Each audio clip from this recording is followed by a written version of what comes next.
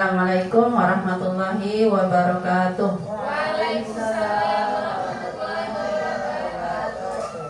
Di sini saya akan memberikan praktek baik tentang 7 jurus BK Hebat, di mana 7 jurus BK Hebat ini adalah strategi yang dirancang untuk meningkatkan kompetensi guru dalam membimbing murid.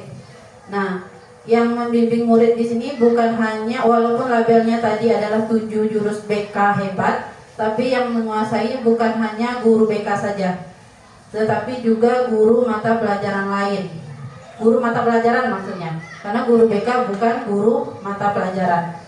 Nah, di sini ada 7 jurus BK Hebat.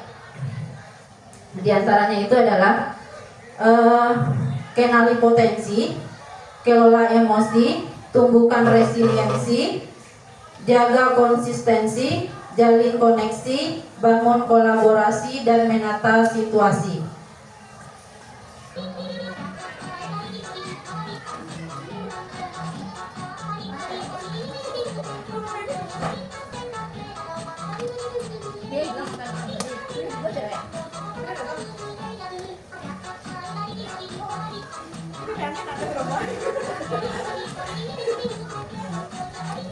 Baik, di sini ibu-ibu semua, kita jurus 1, kenali potensi, menemukan gaya belajar diri untuk meningkatkan dampak mengajar.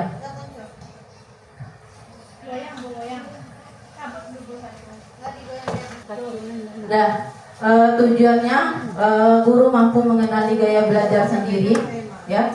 Jadi tidak siswa saja yang mengenal gaya belajar, guru juga harus bisa mengetahui gaya belajarnya seperti apa. Memahami implikasi terhadap gaya mengajar. Silakan saja Bapak Ibu buka HP-nya masing-masing. Itu ada ketik di HP-nya itu aku pintar, akupintar.id.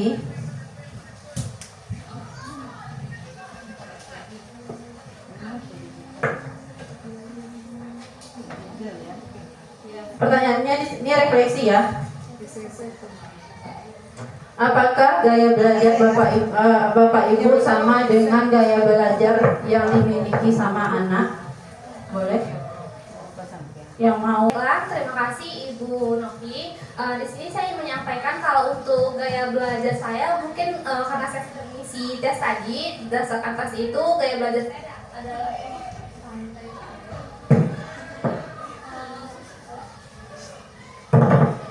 halo, ya. Baiklah.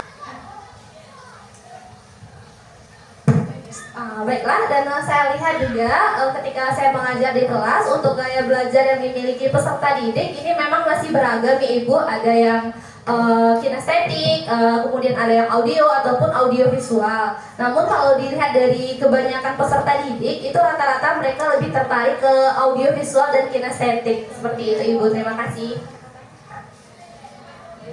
Terima kasih Ibu Vika.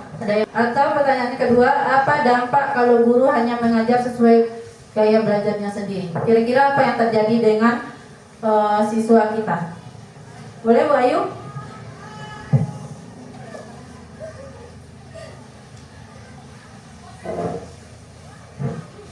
Terima kasih Bu Novi atas kesempatannya. Baiklah, di sini saya akan menjawab pertanyaan kedua, apa dampaknya kalau guru hanya mengajar sesuai gaya belajarnya sendiri? Dampak yang akan dimunculkan jika kita mengambil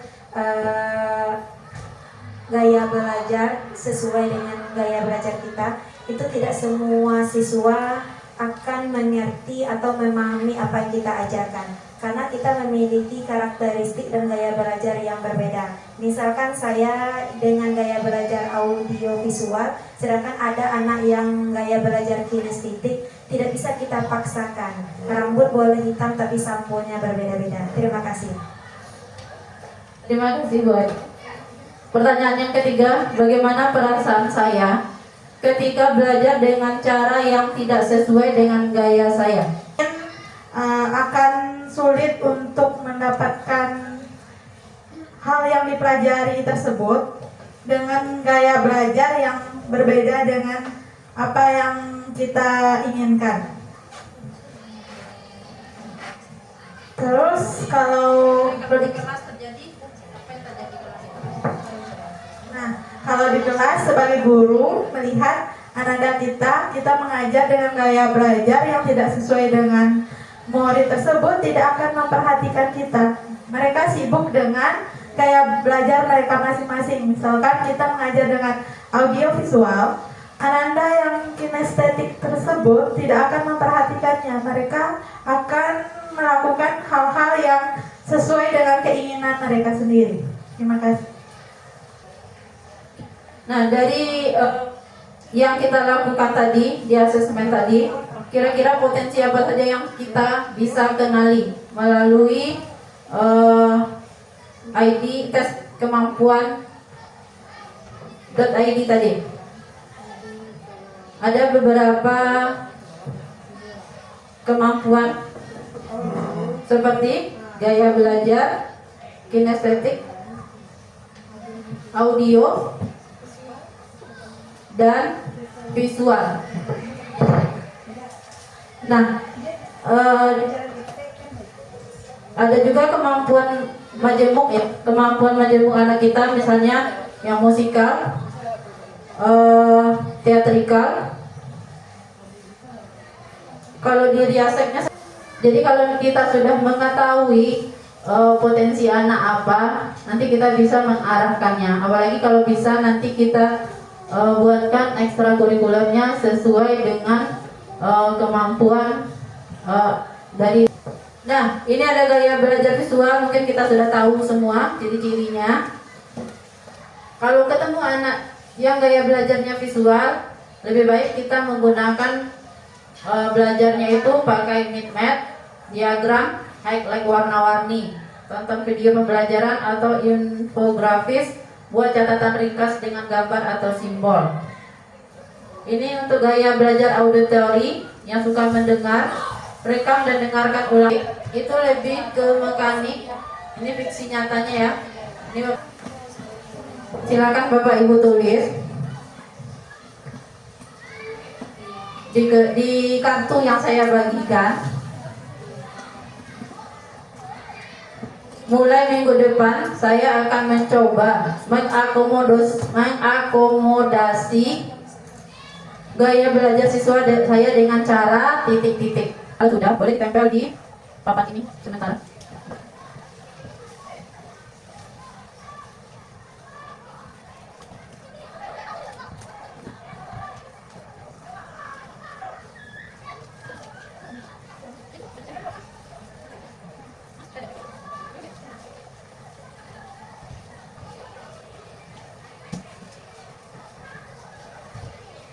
Nanti akan hasilnya nanti akan dipublikasikan ke ibu-ibu semua, dan semoga bisa membantu nanti dalam pembelajaran sehari-hari.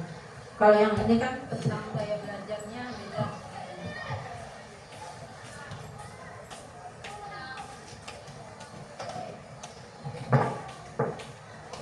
Guru mata pelajaran disarankan untuk menggunakan metode pembelajaran yang variatif dan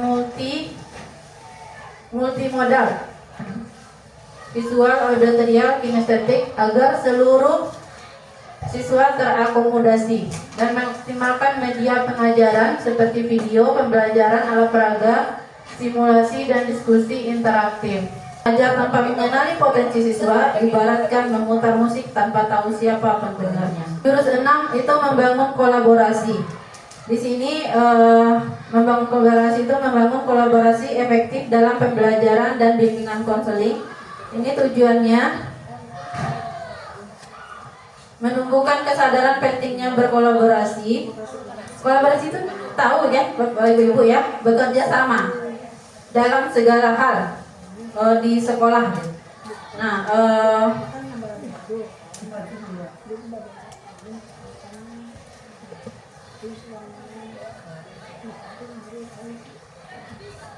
di sini ibu-ibu diminta untuk berkelompok, biar satu ini aja yang bersebelahan.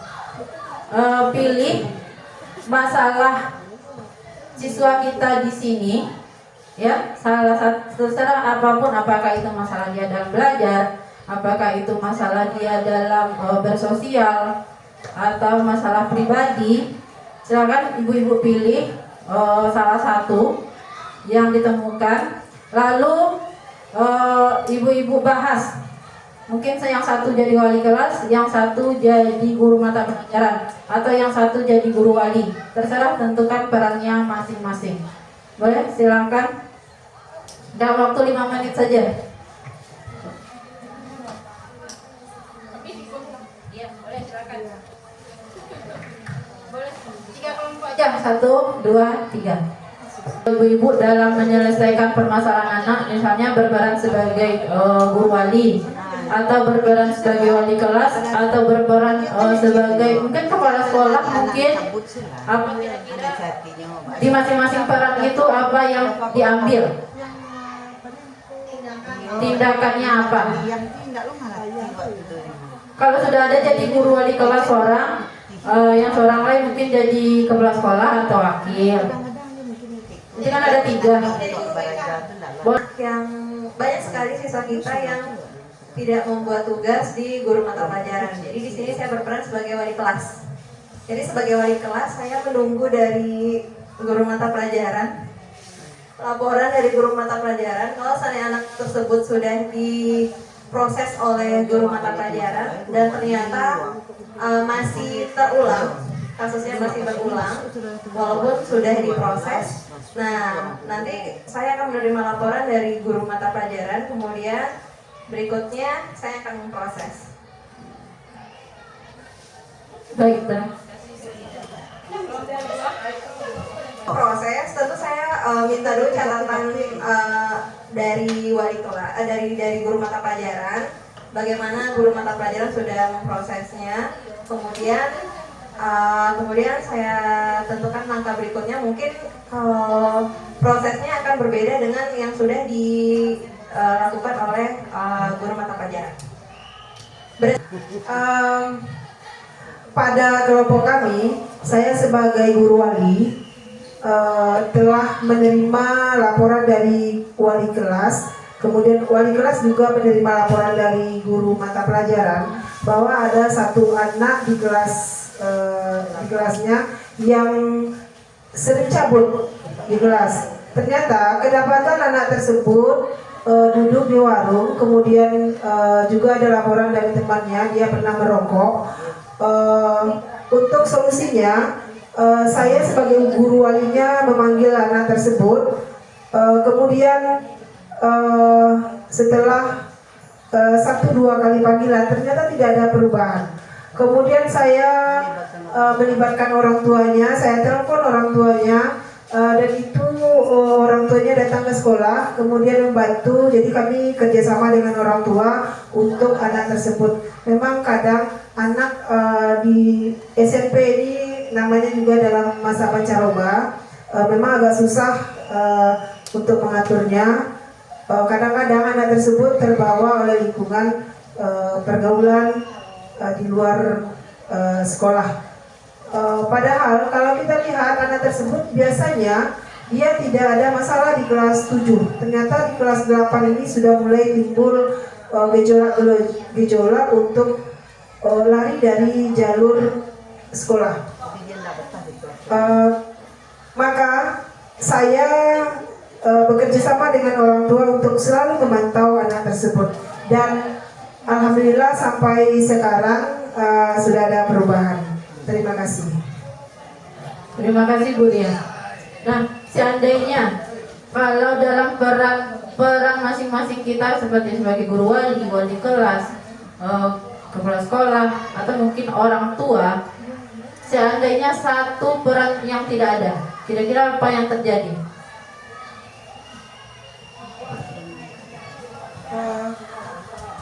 Kalau seandainya satu peran yang tidak ada, misalnya guru bidang studi atau guru kelas tidak di tempat, maka otomatis tentu ada guru wali yang menangani kasus tersebut. Ya, maksudnya di sini tidak berperan, maksudnya tidak mengambil peran. Berarti vakum ya. Kalau vakum, maka ibarat tubuh satu anggota tubuh yang sakit maka sakit semuanya. Artinya kalau seandainya satu guru yang tidak berperan dalam ini, maka ada ketimpangan pada pendidikan kita ini. Begitu, Bu. Ya, berarti anaknya tidak akan bisa Berubah. Kita lihat di sini masing-masing guru itu punya perannya sendiri, ya. Di guru kelas itu peran utamanya pembelajaran yang mendidik melalui mata pelajaran.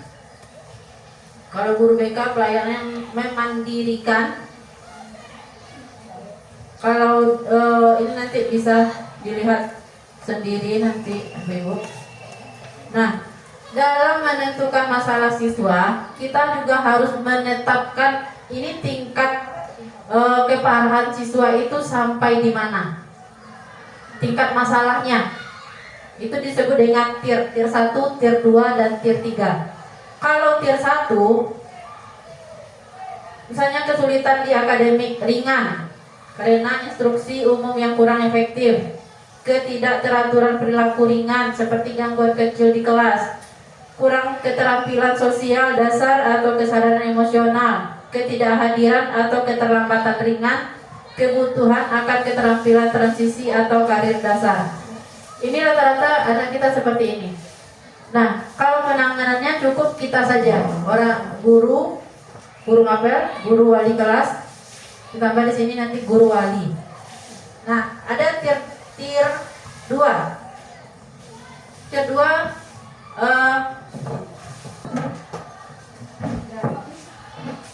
lalu ada tier 2. Tier 2 ini murid kesulitan yang mulai terlihat membutuhkan dukungan tambahan. Berarti nanti kita libatkan lagi kepala sekolah atau wakil yang lebih tinggi, ya. Nah, sedangkan tier 3 ini masalahnya yang terberat. Ya, nah itu sebenarnya kita sudah ini seperti gangguan mental, masalah perilaku berat, tambah masalah yang kemarin itu membutuhkan pihak ketiga sebenarnya lagi. Pihak ketiga maksudnya itu yang di luar sekolah. Ya, kalau di sini kita sering berkoordinasi dengan LDPI, Puskesmas. Mungkin bisa nanti kita kembangkan ke BP2, BP2A. Itu pihak ketiga. Jadi tier 1, tier 2, tier 3 itu lebih melihat kecenderungan masalah anak itu seberapa berat. Jadi memang komunikasi dua arah yang kita butuhkan kalau dalam kolaborasi. Kita lihat di sini. Indikator perlunya kolaborasi dalam penanganan masalah murid. Ini kalau ringan masalah muridnya cukup guru BK, konselor, guru kelas, wali kelas, guru piket. Kalau berat kepala sekolah. Nah, kalau yang ke mitra guru itu berarti referral, ahli tangan kasus, itu yang tier 3. Ini contoh penyelesaian masalah siswa, seharusnya seperti ini ya. Nanti kita berusaha untuk mencetak, ditempel di ruang majelis guru. Mekanisme kolaborasi dalam penanganan masalah murid. Identifikasi masalah. Setiap kita pasti punya temukan masalah masing-masing. Itu gunanya buku kasus. Masing-masing kita punya buku kasus. Tidak guru BK saja yang punya buku kasus. Lalu diskusi awal. Nah, kalau kita temukan masalah pada siswa, yang setelah kita identifikasi berarti kita harus mendiskusikan masalahnya seperti apa dan penetapan strategi langkah apa yang harus kita lakukan, implementasi monitoring setelah kita lakukan intervensi sampai di mana ada perubahan, lalu evaluasi tindak lanjut dan dokumentasi komunikasi. Nah, di sini di kolaborasi tidak hanya sekolah, guru atau sekolah saja yang terlibat, tapi harus melibatkan orang tua. Itu makanya yang sebenarnya yang bagus untuk sebuah sekolah adalah kalau orang tuanya terlibat aktif.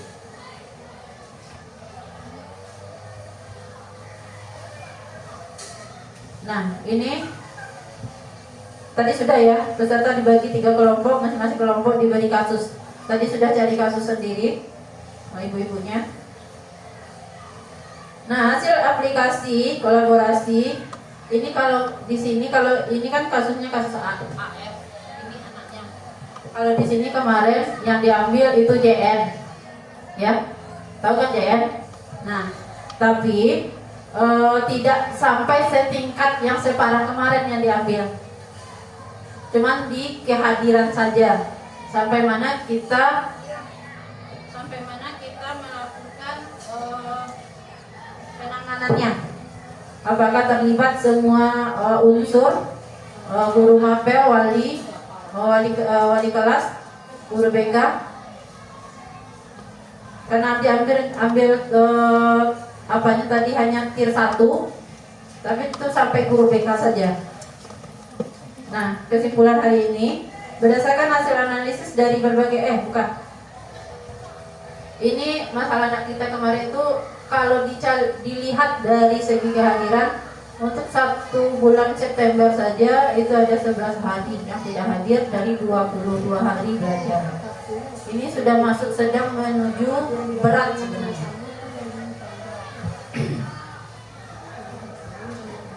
Ini tadi identifikasi masalah alur penanganan masalah siswa kita di sekolah, kita gunakan nanti seperti ini. Mudah-mudahan kalau bisa kita menerapkan di sekolah, bisa kita tertangani masalah anak semuanya. Untuk kesimpulannya, membangun kolaborasi bukan sekedar bekerja sama, tetapi belajar bersama untuk tujuan yang sama, yaitu perkembangan terbaik bagi peserta didik. Kolaborasi sejatinya tumbuh dari kepercayaan, komunikasi terbuka, dan kesediaan untuk saling melengkapi. Ketika guru BK, wali kelas, dan seluruh warga sekolah bersatu, maka sekolah menjadi ruangan yang hidup, tempat setiap potensi tumbuh, ide berkembang, dan semangat saling mendukung terus menyala.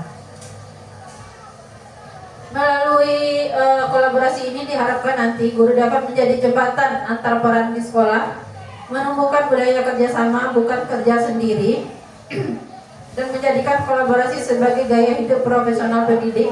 Sekolah yang kolaboratif bukan yang paling sibuk, tapi paling bersatu dalam tujuan mendidik. Ketika guru saling mendukung, siswa merasakan dampak, mereka belajar dalam lingkungan yang penuh cinta dan makna. Jurus ke-6 mengajarkan kita satu hal yang penting, bahwa pendidikan adalah kerja hati yang dilakukan bersama, bukan sendiri. Oke, untuk hari ini terima kasih untuk guru-guru hebat di sini. Kita berjuang bersama.